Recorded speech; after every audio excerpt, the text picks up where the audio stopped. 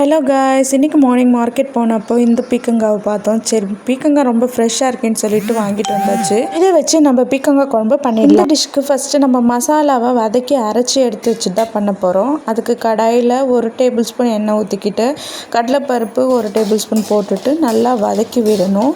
நல்லா பொன்னிறமாக வதங்கி வந்ததுக்கப்புறம் 2 வரமிளகா போட்டு வறுத்து எடுக்கணும். வரமிளகா நல்லா வதங்கி வந்ததுக்கப்புறம் 1 டீஸ்பூன் சீரகத்தை ஆட் பண்ணிக்கணும். சீரகம் ஆட் பண்ணியாச்சு. இது நல்லா பொரிஞ்சு வரட்டும். இதுக்கப்புறம் 2 மீடியம் சைஸ் வெங்காயத்தை போட்டு வதக்கணும். வெங்காயம் நல்லா பெரிய பெரிய சைஸாகவும் கட் பண்ணிக்கலாம், ஏன்னா வதக்கிட்டு அரைக்க தானே போகிறோம். ஸோ இப்படி இருக்கலாம். வெங்காயம் ஆட் பண்ணதுக்கப்புறம் 2 மீடியம் சைஸ் தக்காளி ஆட் பண்ணியிருக்கணும். நல்லா பழுத்த தக்காளியை எடுத்துக்கலாம். தக்காளி ஆட் பண்ணியாச்சு. இப்போ எல்லாத்தையும் சேர்த்து நல்லா வதக்கி பொன்னிறமாக வர வரைக்கும் வதக்கணும்.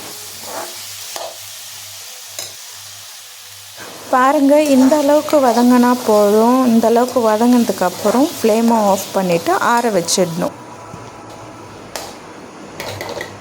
வதக்கின வெங்காயம் தக்காளி ஓரளவு ஆறுனதுக்கப்புறம் மிக்ஸி ஜாரில் ட்ரான்ஸ்ஃபர் பண்ணிக்கணும். இதில் ஒரு சில மசாலாஸ்லாம் நம்ம ஆட் பண்ண போகிறோம். கொரியாண்டர் பவுடர் ஒரு 2 டேபிள் ஸ்பூன் ஆட் பண்ணிக்கிட்டு வீட்டு மிளகாத்தூள் இருக்கு இல்லையா, அதை ஒரு 3 டேபிள் ஸ்பூன் ஆட் பண்ணிக்கணும். இது காரத்துக்காக தான். நீங்கள் இதிலையே போட்டு அரைக்க போகிறதுனால உங்களுக்கு நல்ல ஃபைன் பேஸ்ட்டாக வந்துடும். இது வதக்கின தக்காளி வெங்காயத்தை எல்லாத்தையுமே மிக்ஸி ஜாரில் போட்டு அரைச்சாச்சு. இப்போ கிரேவி ரெடி பண்ணுறதுக்காக பீக்கங்காயை கட் பண்ணி வச்சுருக்கேன். இப்போ குழம்பு தாளிக்கிறதுக்காக கடாயில் 3 டேபிள் ஸ்பூன் ஆயில் போட்டுட்டு கடுகு போடணும். கடுகு நல்லா பொரிஞ்சு வந்ததுக்கப்புறம் கட் பண்ணி வச்சுருக்க ஒரு வெங்காயத்தை அதில் போட்டு வதக்கணும். நம்ம ஏற்கனவே வெங்காயம் தக்காளிலாம் போட்டு மசாலா ரெடி பண்ணி வச்சதுனால ஒரே ஒரு வெங்காயம் போதும் தாளிக்கிறதுக்கு.